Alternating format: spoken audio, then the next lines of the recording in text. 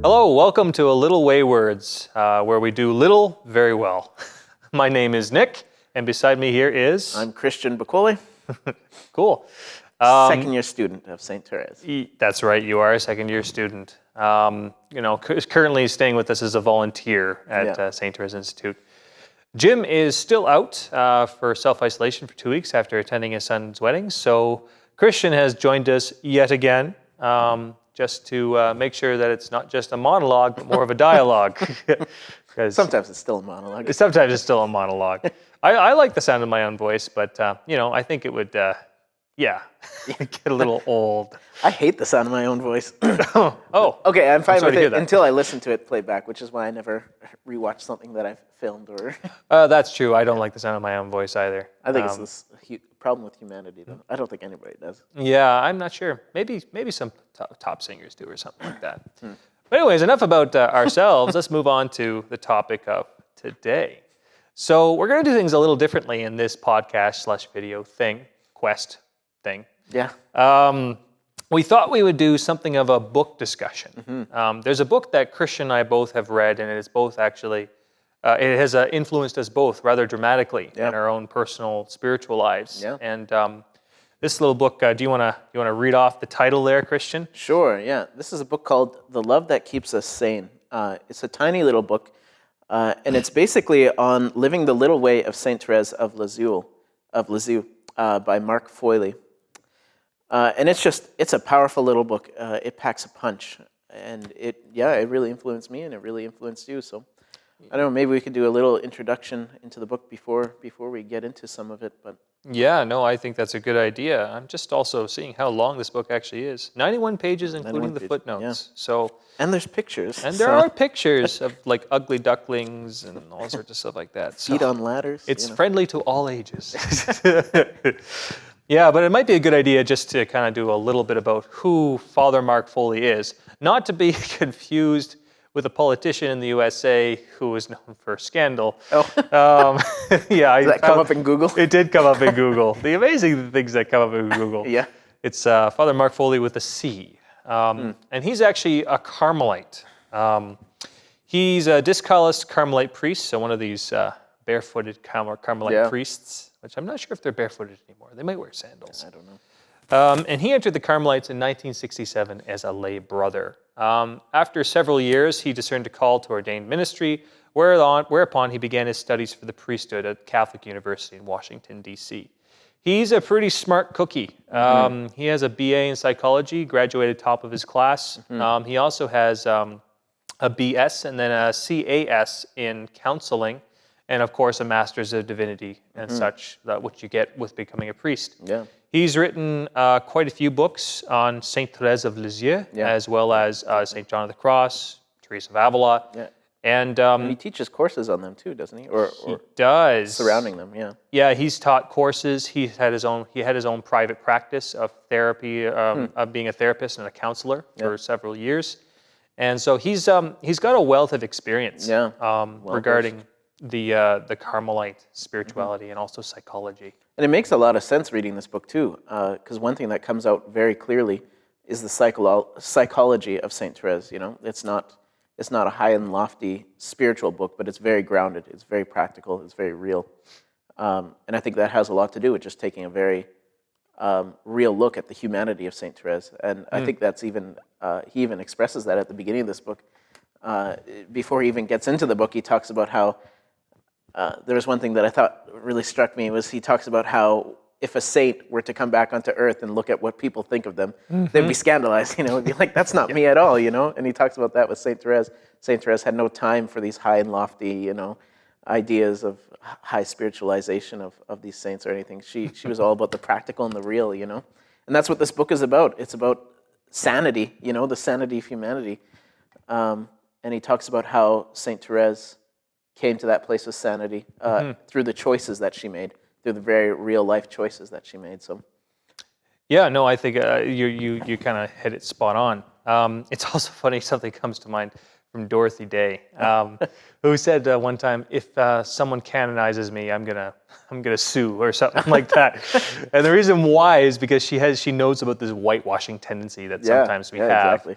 And like I think that there's a certain place for kind of elevating, virtues in saints' lives. After all, they live lives of heroic virtue, and this is what we kind of look up to them for. Yeah. But one thing that does happen in the context is precisely saints just wouldn't recognize themselves when they came to earth, these whitewashed saints. And so St. Therese is really good for that. Dorothy Day herself is a really good example. Yeah. And I think a few saints that are like that. Yeah, and her cause is being looked into.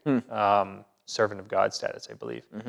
But anyways, it's interesting, maybe just even to start off just by talking about how this book has kind of influenced our spiritual lives, like getting that on-the-ground relevance. We're all about practicality here, I guess. Well, you read the book before I ever did, and this, from what I understand, had a huge influence on you, even coming to where you are today. So maybe if you want to start, then just what is the significance of this particular book for you and your journey? Oh yes, I've got on to my favorite topic, me. Me. Come on, we all know it to be true. I'm just kidding around. Yes, well, I encountered this book. I think I've mentioned it before in another podcast, but this book really kicked off not so much my interior life. There was other books that came before it, but it really kicked off this balance and this peace in my interior life. Because, one of the big things that I found when I was a kid is, going through the cycles of youth ministry that you do, you feel this call to greatness, that you embrace and adopt, and as a youth across all ages feel like there's this enthusiasm, this zeal, like this call to greatness and stuff. And go and do great things, and you have all these amazing desires. And Pope Francis, in his encyclical or exhortation, Christus Vivit, talks about that beautifully. He's totally right on that. But one of the things that comes about is when you desire greatness so intensely, you begin to realize that greatness, quote unquote, comes at a cost. And sometimes you're not able to make that cost. Sometimes at the expense of sane ways of operating. And so you lend a little too much into an activism. And guess what? After a while, there's so much activity that you do, you realize you can't do it. So then you drop your dream for a little bit. You become desensitized. You become desensitized. Anesthetized, as Pope Francis loves to say. Yeah. So then what this book did is it came about a point in my life where I was very anxious, dealing with a lot of stuff that was just going on socially and personally and intellectually too, in the middle of my master's program. And what this did, it was almost like before the inner waters were like a raging sea, and this was just like all of a sudden like this little rock that got dropped into the middle of a raging sea, and these ripple effects came across and just silenced the waters. It's like it's a rather poetic image, but that's how it felt. So it really solidified the connection between sanity and sanctity, which is the title for this podcast. And you don't usually associate those things, but they are connected. Yeah, very much so.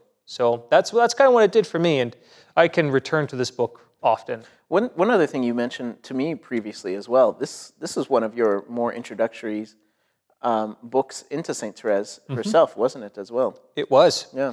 Before encountering this book, I had been kind of grappling with like heavyweights like John Paul II, Padre Pio, and even John of the Cross and such like that, such saints of such caliber. But this actually got me to know St. Therese first off. Yeah. And it really does. It really gets you to know her, because I find this one thing that a lot of people complain about St. Therese is they can't get into her because she's so flowery and romantic, so frilly, such a little French very girl, poetic.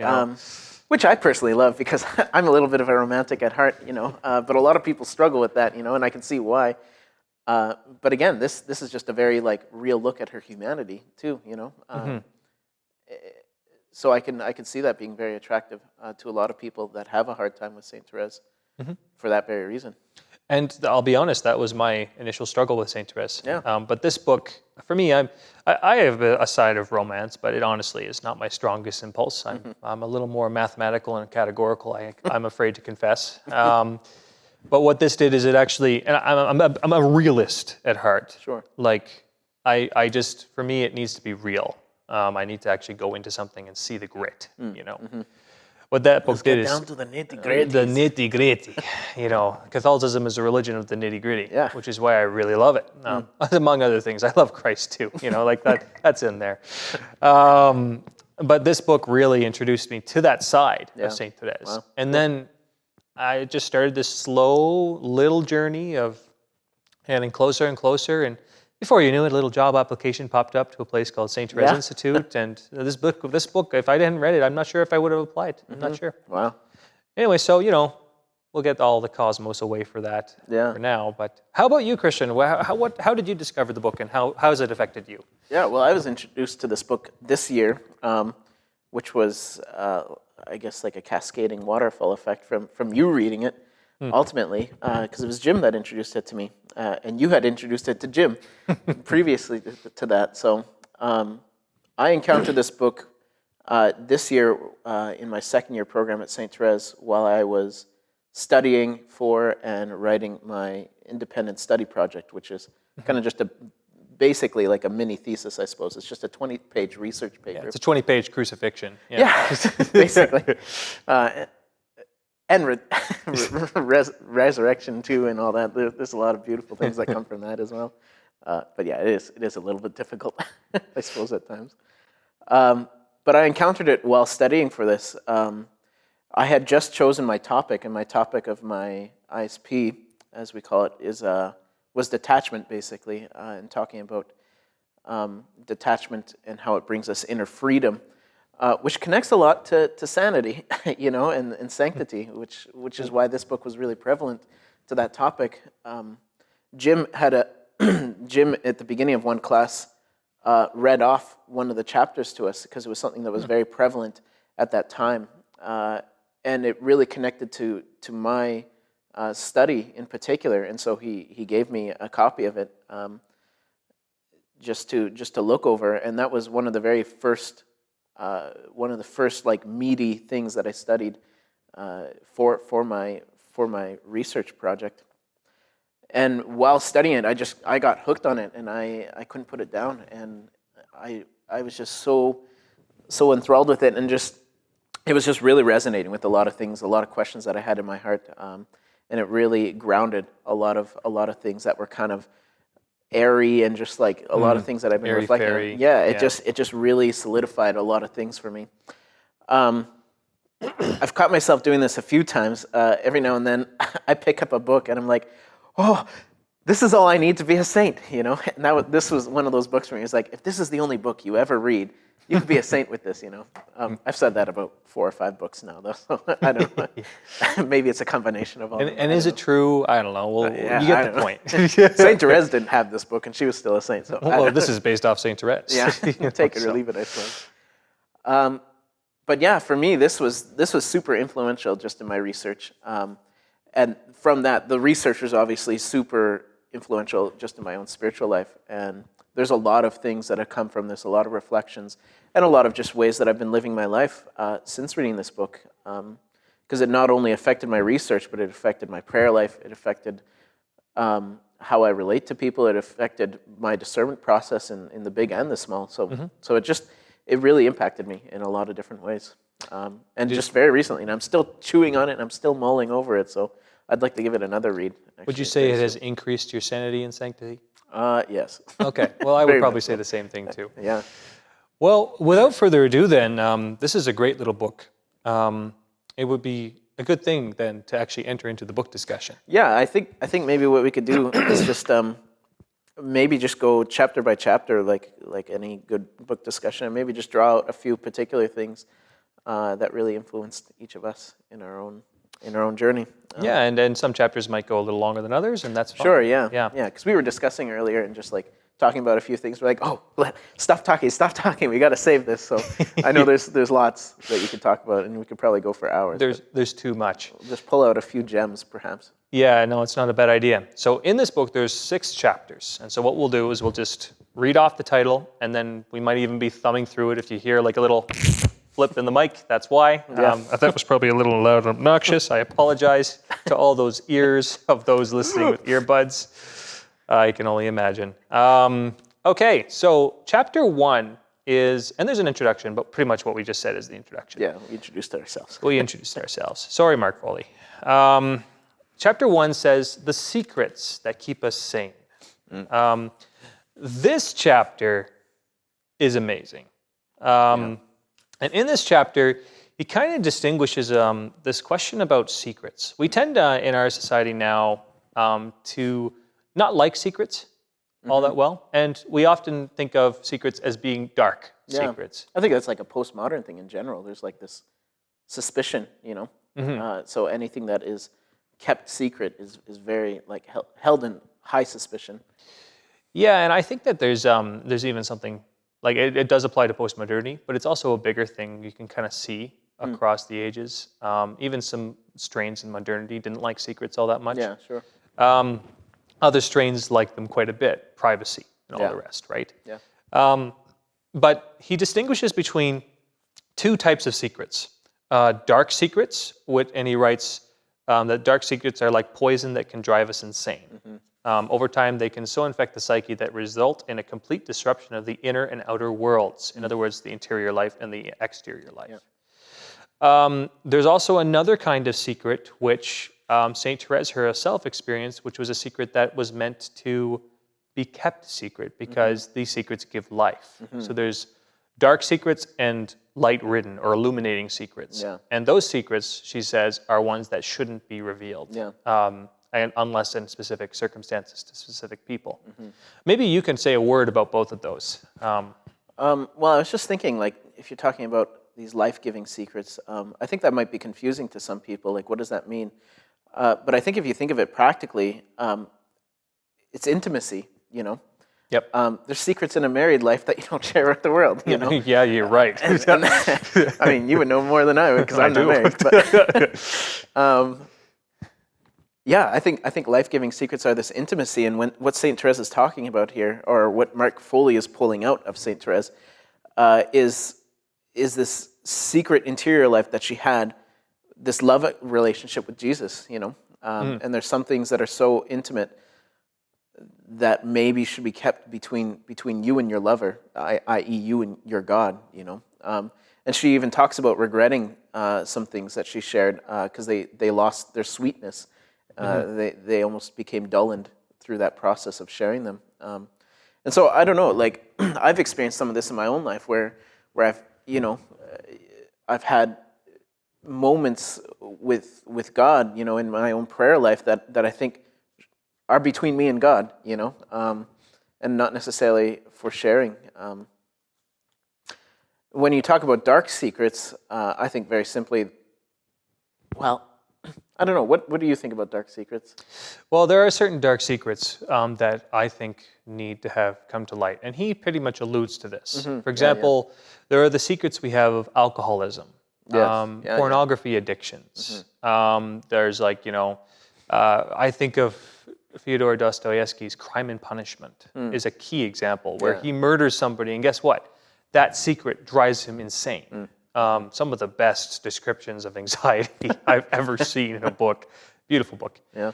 So these are dark secrets are ones that precisely need the darkness to be eradicated. They shouldn't be secrets anymore. They need to be divulged. And like I'm even thinking of the confessional. Yes. Like these things need to be brought to the confessional. Yeah. And healed. You know.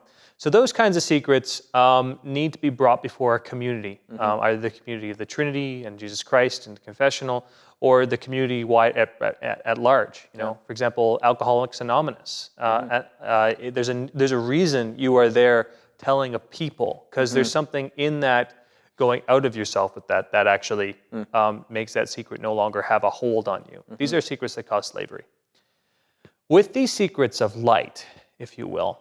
There's a specific example that St. Therese gives, which is illuminating. She had a vision of the Blessed Virgin Mary, and there was like a smile on her face that just so struck her and was so sweet, you know. And she went and told someone in her life about it, and then after that it was more dull, as you said. She realized that smile was for her in intimacy.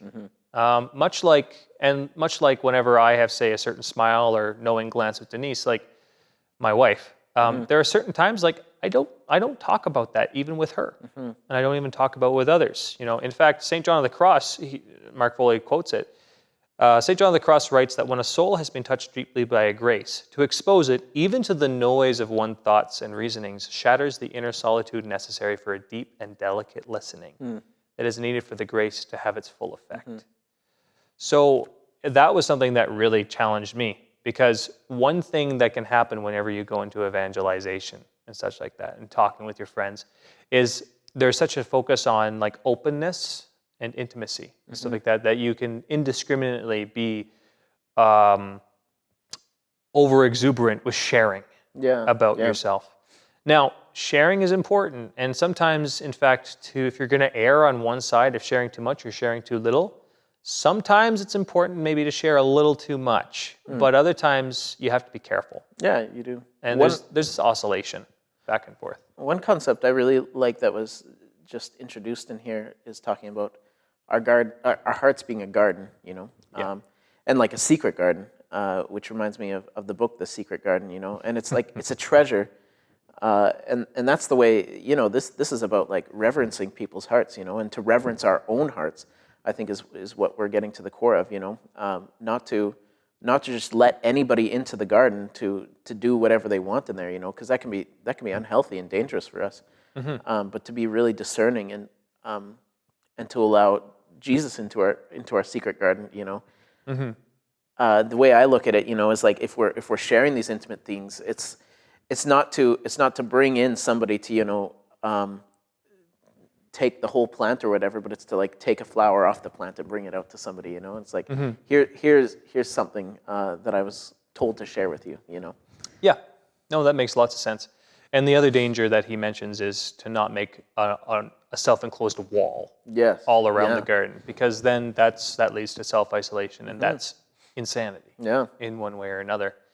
And so there is this constant balance between those two extremes. And balance. Balance. It comes up so much in this. Always back to balance. It's always, the medium between two extremes. No, exactly.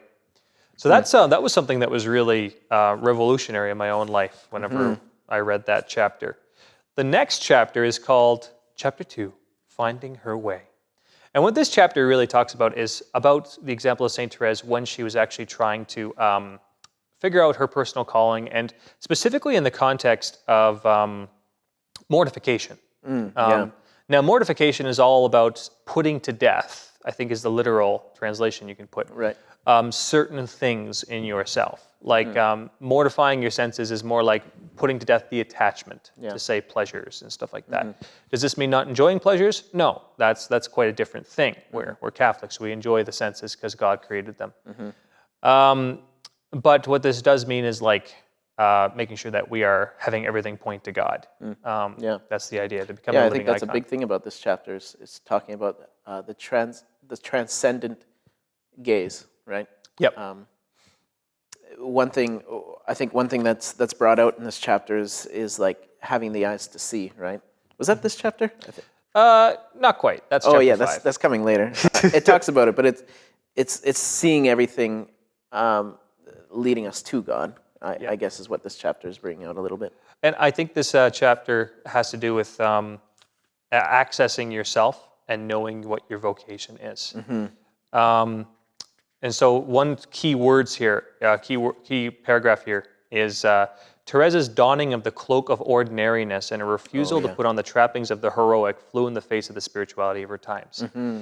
This is specifically referring to her struggle with a Jansenistic tendency. Jansenism was a heresy that came about in French Catholicism, where it overemphasized the sinner's depravity before God and overemphasized the need for each person to do excessive acts of mortification. So the specific example that Mark Foley brings up for St. Therese in this chapter is where she had adopted this wearing an iron cross that went against her bare chest underneath her habit.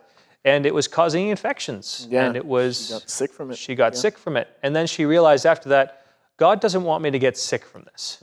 And she came to self-knowledge. And she realized, I don't need to do this extraordinary thing. There are lots of ordinary ways. So this is the beginning of her little way, where she adopted a childlike stance before God and started doing small things with great love. And so for her, it came down to not this self-reliance, on achieving holiness, but actually being receptive to God in the middle of it. Yeah. And this came down to self-knowledge. It came down to not being shamed by others for not being heroic enough or something like that. It became a very hidden manner. Yeah. And not this virtue signaling or something like that. That's huge in Saint Therese's life. Like it connects to her little way in so many aspects. Because that was one thing that she clearly brought out in her life is like life has enough suffering as it is. We don't really need to heap on more suffering, but to accept the small sufferings that we have in life as they come, and those as mortifications. She called it the pinpricks of martyrdom. Living in her community, and just like all those little frustrations that come up, and those little sufferings that she experienced, and being able to mortify and to change her perspective on them through her choices, not to become the victim in those cases, but to lift them up, and to mortify herself through them. No, it's true. And it's kind of characteristic of Saint Therese not to take on extraordinary penances all the time. Like sometimes we do need a bit of a spiritual boot camp. I fully believe that. I've seen it for myself. Yeah, well, you see the rise of like what is it, Exodus 90. 90, yeah, that's been coming up in a lot of men's groups that I know of. Do women do it as well? I don't know. It's just a men's program. There is like a Fiat 90 or something like that. Oh, okay, yeah. Maybe I'm getting that wrong. I think there's something else that's similar from a Protestant background. Have to check that out. Okay. But yeah, like there's something going on there, like, doing like cold showers and fasting and stuff like that. Yeah. And these are generally good practices. But what St. Therese would probably say to that is, if these are actually leading you to be more simple and more authentic, and not so much about doing great things. Yeah. Like doing great things can be a big distraction. From the actual pursuit of the interior life. Yeah. Because it comes down to self-knowledge, simplicity, and not being duplicitous. Yeah. If in your action you are actually distracting from the goal, then that is duplicity for her. And so it's important to kind of realize that your holiness is not measured in what you do, but in fostering authenticity and fostering, I need to rely on you, God. Yeah, being little, being childlike. Being little and childlike. Huge, yeah. Exactly. Accepting and realizing your nothingness before God, Yeah, and that's poverty of spirit. Yeah. So that's probably enough about that chapter. Sure, yeah. Next, chapter 3 is called The Sanity of Silence. Oh, yeah. The sound of silence. Sorry, that was a little taste of my awful singing for you. Anyways. This was a really cool chapter. Okay. What did you find really striking about it?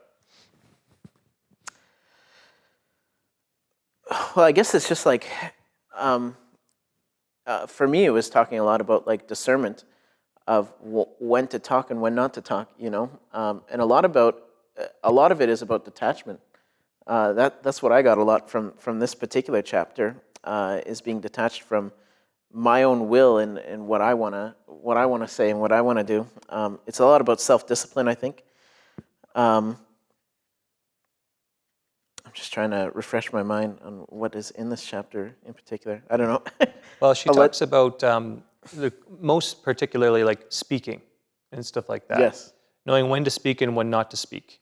There's also a reliance on the Holy Spirit that she talks about. Oh, yes. Yeah, which is about that. Pretty amazing, that little distinction.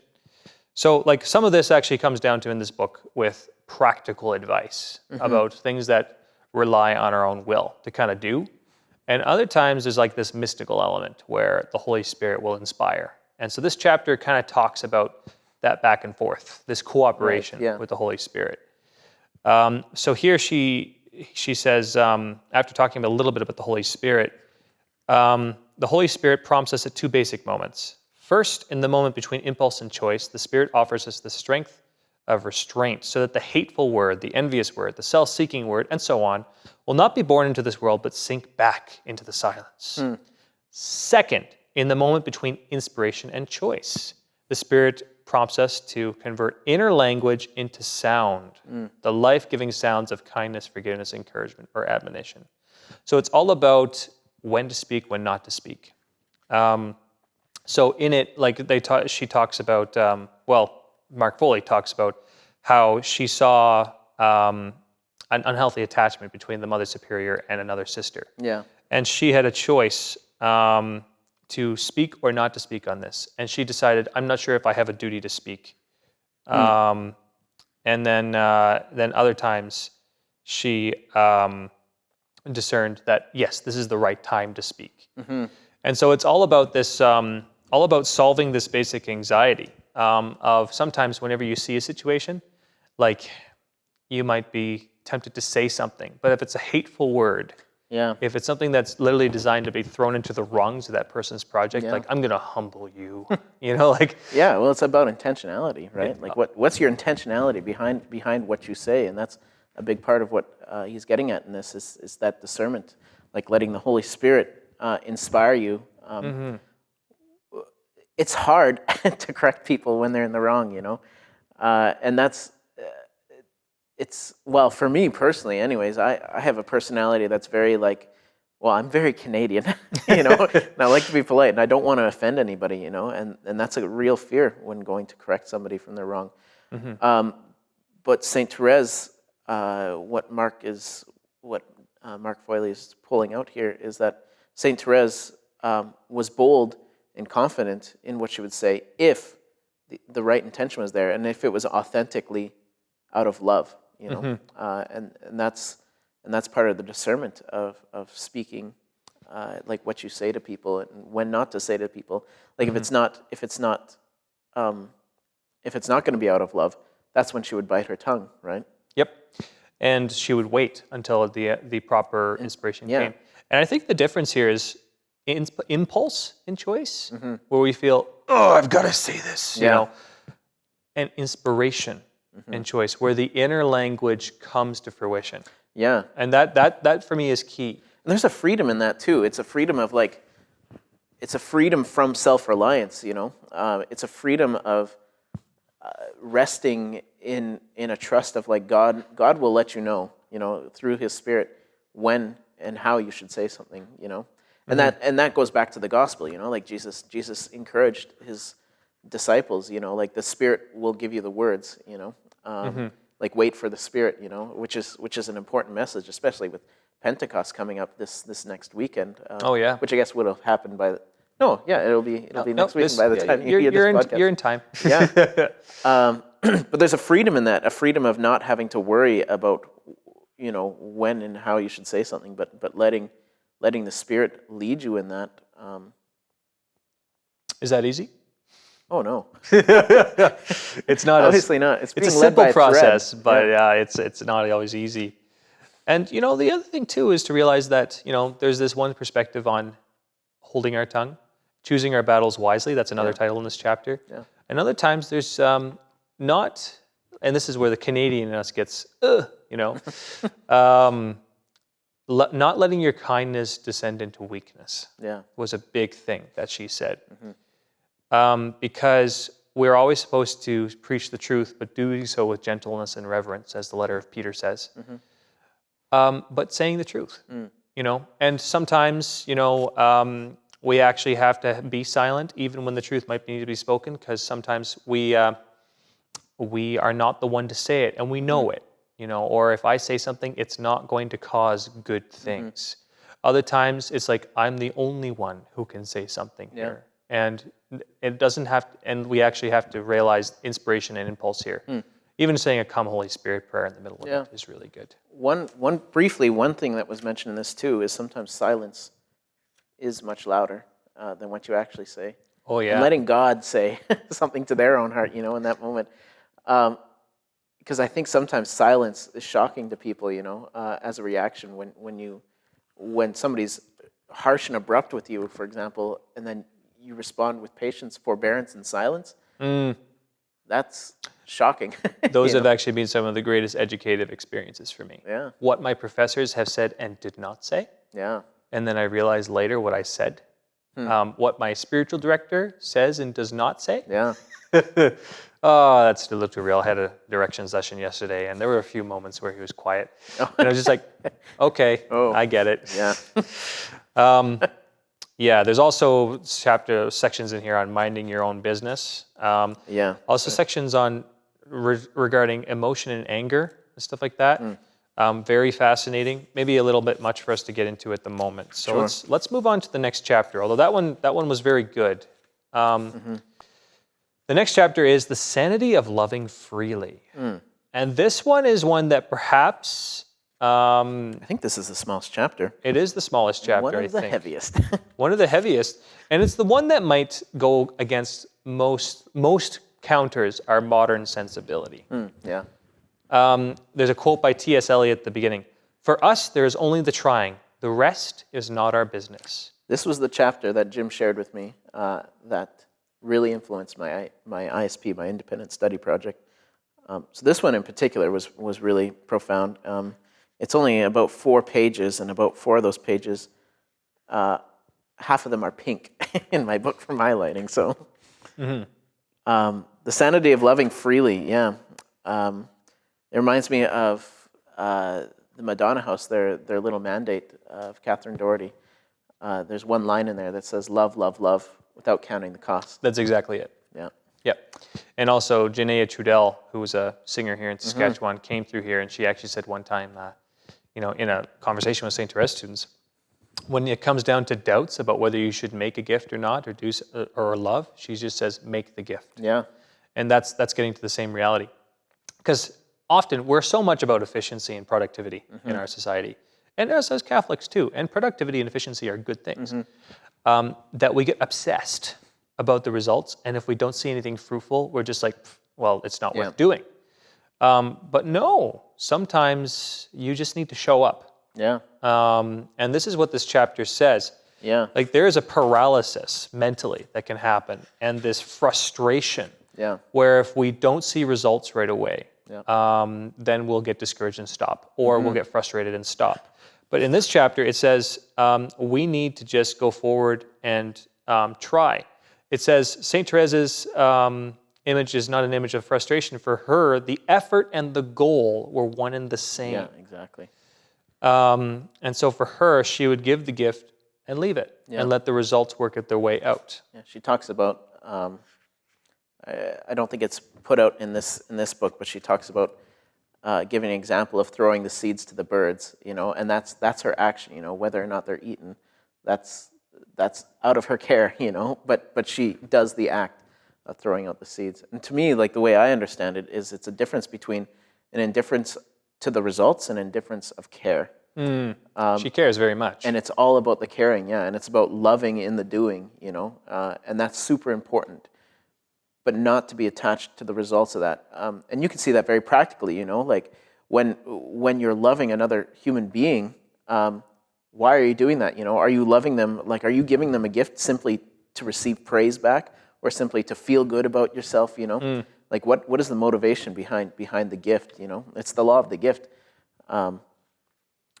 It's that disinterested gift of self is what we're getting at here, and that's a recipe for sanity, because it's insane when you're giving and expecting these results, because if those results aren't fulfilled, like you said, you become intensely frustrated, and that can lead you into a downward spiral of dissatisfaction constantly. But if you take the emphasis off of the result and put it onto the care, as long as you are putting love into the doing, you are achieving your goal. Yeah, the love, it becomes done for its own sake. Actually, it's here interesting too. He says, the reason we often give grudgingly is that we feel that something is being taken from us. However, when we have inwardly decided to give before we are asked, the feeling that something is being taken from us disappears because we have already made a choice to give it away. And this is where the freedom comes in. If we always ask, what's in it for me? We're always going to be resentful. Because it's always about mine, mine, mine. One of I think is, Dorothy Day knew a social philosopher named Maurice, what's his last name? I'm not familiar. Anyways, but she got to know the social philosopher who founded the Catholic Workers Movement with her. And he said, we need not so much a society of go-getters, but a society of go-givers. Yes. And this is what he's talking about. Now, does this mean that for the average businessman, you don't pay attention to the results of your business? No. And no. This is about individual freedom. Yes. And about each person kind of coming to this and, family dynamics. Yeah. And, this doesn't mean that you don't pay care to the results. It's not an indifference in care. It's an indifference to results. Like as if in terms of the eternal perspective on things, like it's about putting in love. And you can look at the results, and in fact, it might even be an act of love sometimes to look at the results. But if we start getting overly obsessed, it's kind of like, even with pleasure, right? Yeah. If we accept the gift of pleasure, but then we become obsessed with pleasure. Yeah. It's quite a For difference. its own sake, yeah. Yeah. So let's go on to chapter 5. Sure. Which maybe we can just summarize, because it's a very simple point. It's one of the bigger chapters, I think, though, which is interesting. It's called The Divine Perspective of Charity. Oh, yes. This is what I was getting at earlier. Yeah, exactly. And we're running out of time here, so we'll maybe make chapters 5 and 6 kind of blend into each other a bit. Well, if I could say one thing about this chapter, one thing that it really reminded me of was the beginning of the Gospel of John, where the disciples first encountered Jesus. They ask him, "Where are you staying, Lord?" And then he says, like, "Come and see." And I think a more literal translation of that, I remember from Dr. Scott Powell was drawing this out in one of the conferences that he did here at St. Therese. He was drawing out a more literal translation of that is "come."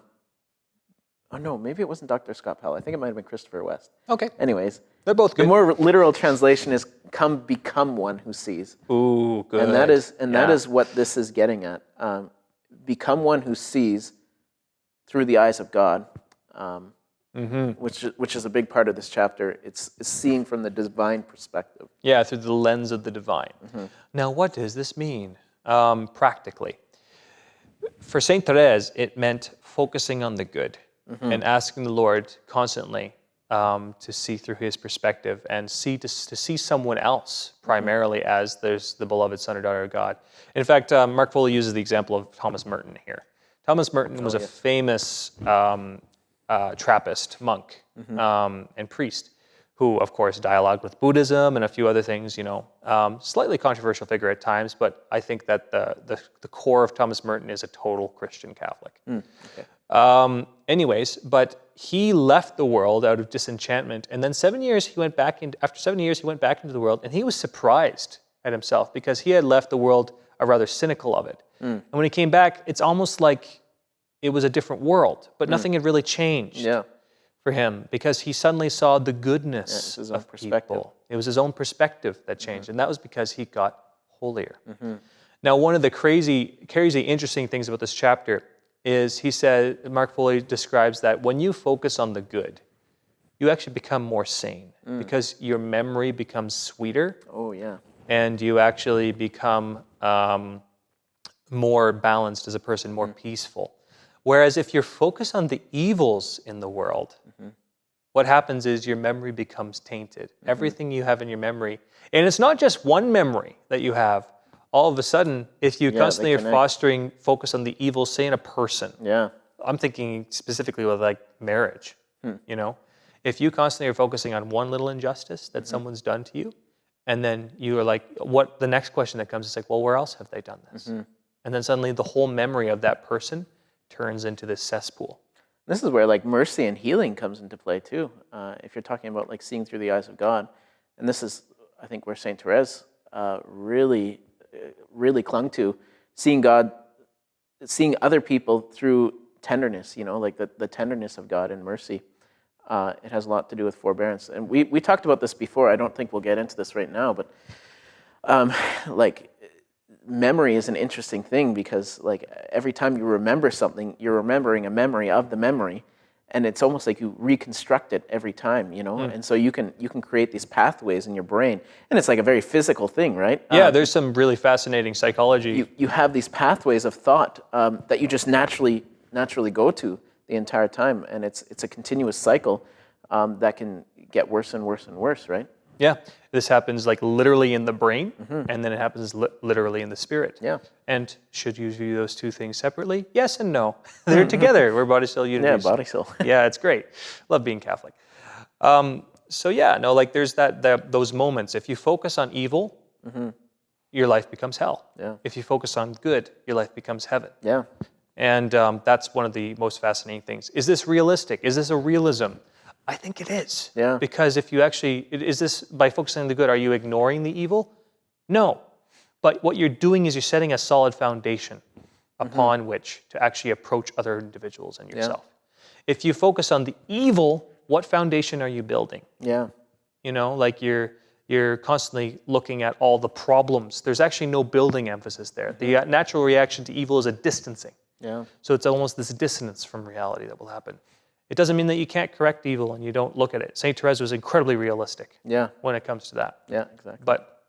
And then chapter 6, let's just briefly say. Sure. Chapter 6 was called An Attended Life, An Authentic Life. And it's all about calling, it's about the calling to greatness and littleness and vocation. Basically saying that at the beginning of all our lives, we have this sense of purpose or desire for meaning, and it's almost like a ghost that follows us around. And I think it's no coincidence that in today's youth culture, for example, we see this sudden re-interest in the notion of pilgrimage. Yes. You know, Yeah. often it's framed around the notion of self-discovery and maybe even self-invention. But from having gone on pilgrimage myself, there is this sense of needing something else. You know, and so the human being is wired for vocation. Yeah. Wired to come out of themselves. Yeah, it's made.